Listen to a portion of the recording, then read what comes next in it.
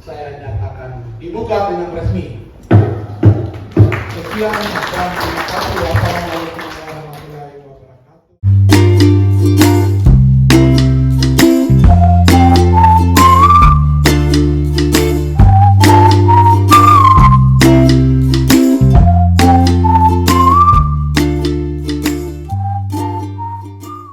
Baik pemirsa dan pendengar, saat ini saya telah berada di kegiatan sosialisasi PMK 59, PMK titik 03 garing 2022 dan PMK 112 garing PMK titik 03 garing 2022.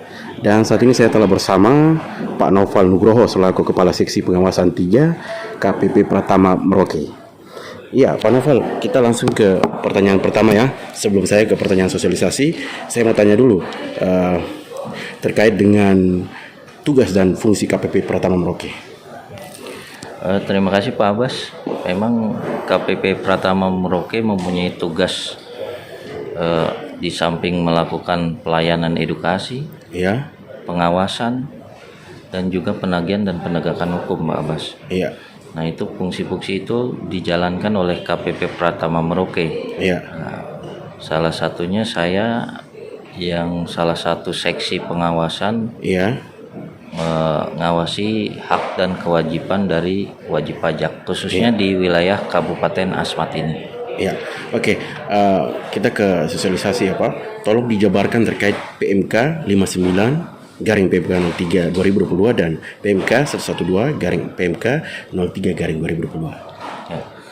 Terkait dengan PMK 59, Ya. Pak Abbas, ini PMK perubahan dari PMK 231 tahun 2009. Ya. 19. Iya, Ini menyangkut tentang pemotongan iya, atau pemungutan, iya, penyetoran dan pelaporan pajak khususnya instansi pemerintah iya, dan di wilayah Kabupaten Asmat ini. iya, Jadi PMK itu menyangkut tentang semua kewajiban pemotongan PPH maupun PPN iya, dan kewajiban yang dikecualikan dari pemungutan PPH dan PPN tersebut. Itu diatur di PMK tersebut. Dan ada perubahan yang bersifat redaksional maupun perubahan dari aturan terkait, seperti kemarin PPN disetor atas nama rekanan.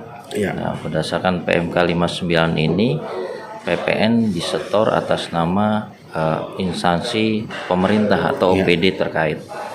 Mungkin itu yang lebih mengalami perubahan dari sisi khususnya penerimaan KPP Pratama Merauke. Ya, tadi dalam sosialisasi saya dengarkan ada istilahnya NPWP baru ya Pak. Ya. Ya, boleh tahu apakah setiap wajib pajak sudah harus memiliki NPWP baru tersebut? Nah, tadi pertanyaan dari Pak Abbas juga menyangkut PMK 112 Ya. ini, yang mengatur tentang NPWP untuk orang pribadi, badan maupun instansi pemerintah. Iya. Jadi memang tidak semua wajib pajak atau tidak semua warga negara Indonesia itu menjadi wajib pajak. Iya. Apabila batasan penghasilan tidak kena pajak yang untuk orang pribadi sekarang sebesar 54 juta setahun, Iya. itu tidak wajib menjadi wajib pajak. Tapi Iya. apabila berkeinginan menjadi wajib pajak, mulai tahun nanti kan 1 Januari 2024 NPWP akan berubah penggunaannya dan akan menjadi NIK sebagai NPWP. Nah, itu dengan cara memvalidasi NIK sebagai NPWP itu baru bisa dikatakan sebagai wajib pajak. Oke. Kalau gitu bagaimana Pak cara memvalidasinya dan apa saja yang diperlukan itu Pak? Siap. Untuk validasi NIK sebagai NPWP ini sebenarnya yang untuk wajib pajak lama yang terdaftar itu bisa melakukannya salah satunya melalui DJP online. Jadi layanan mandiri yang dilakukan oleh wajib pajak, tapi dengan mempersiapkan KTP, kartu keluarga untuk memperjelas anggotanya, email, nomor telepon. Nanti ada validasi data utama, itu menyangkut nomor NIK, nama, tempat, dan tanggal lahir. Kemudian juga diharapkan untuk memvalidasi juga data email, nomor telepon, terus data klasifikasi kegiatan usaha sama anggota keluarganya, Pak. Sampai dengan 31 Desember 2023. Iya. Iya. Oke, kita beralih ke SPT tahunan ya, Pak. Boleh tahu apa saja yang dilaporkan di SPT tahunan ini, Pak?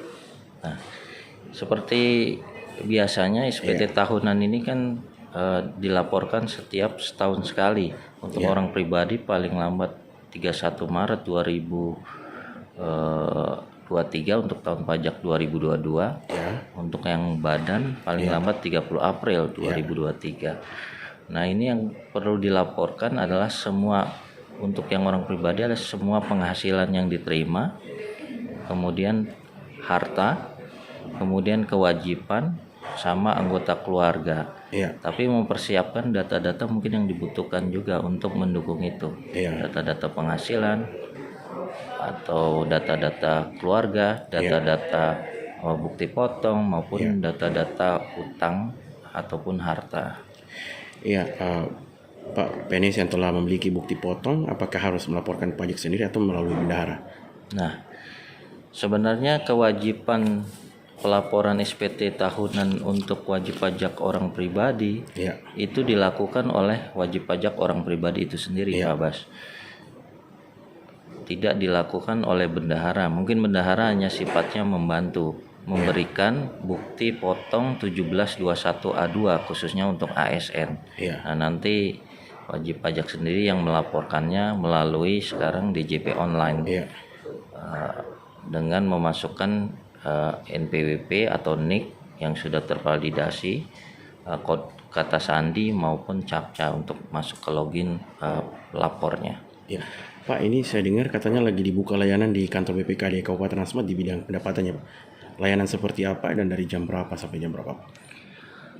Kita sudah membuka layanan perpajakan ini sebenarnya dari 25 Januari, Pak Bas, sampai dengan kemarin 1 Februari 2023. Itu dari jam 9 sampai jam 15 waktu Indonesia Timur.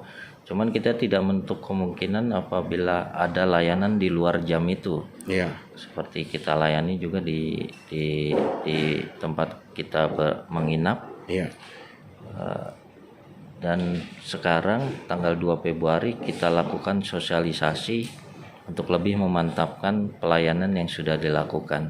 Mungkin itu aja. Iya, Pak, terkait dengan sanksi, Pak, dikenakan ketika telat membayar dan melapor pajak. Sanksi tidak berubah, Pak Abbas, dari aturan-aturan sebelumnya, khususnya di peraturan perundang-undangan.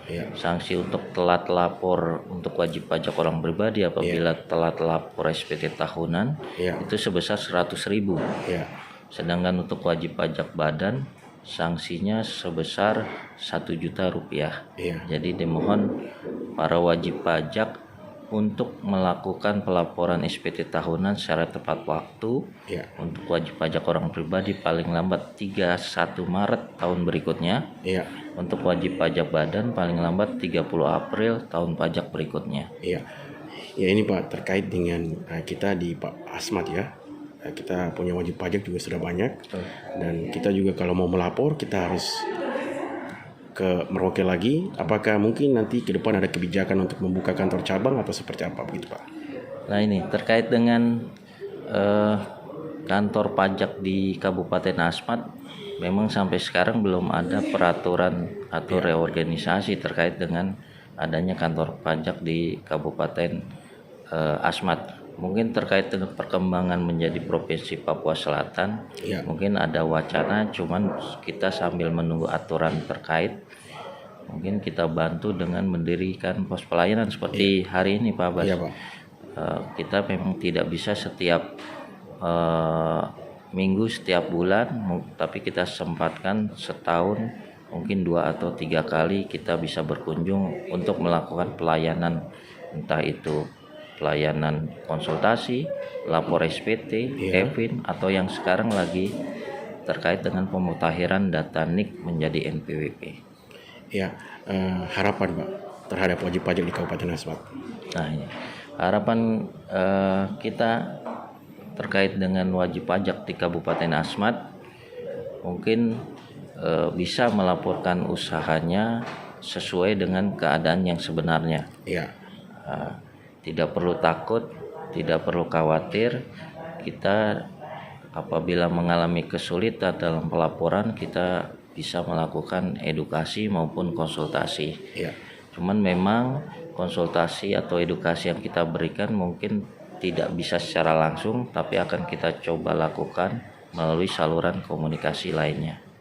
Ya, Pak, mungkin bisa Bapak sampaikan kepada seluruh masyarakat yang ada di Asmat dan juga Indonesia bahwa harus selalu taat dalam melapor dan membayar pajak. Pajak ini merupakan salah satu penerimaan negara. Jadi salah satu tulang punggung penerimaan negara. Jadi kita harapkan dari masyarakat peran serta aktif, khususnya dalam penyetoran pajak secara tepat waktu dan sesuai dengan keadaan yang sebenarnya, sehingga pembangunan di segala sektor, khususnya di wilayah Kabupaten Asmat ini dan Indonesia pada umumnya, bisa terus berkelanjutan dan bisa menjadi negara yang lebih berkembang dan maju lagi. Ya, baik, terima kasih Pak atas jawabannya Pak. Terima kasih Pak Abbas.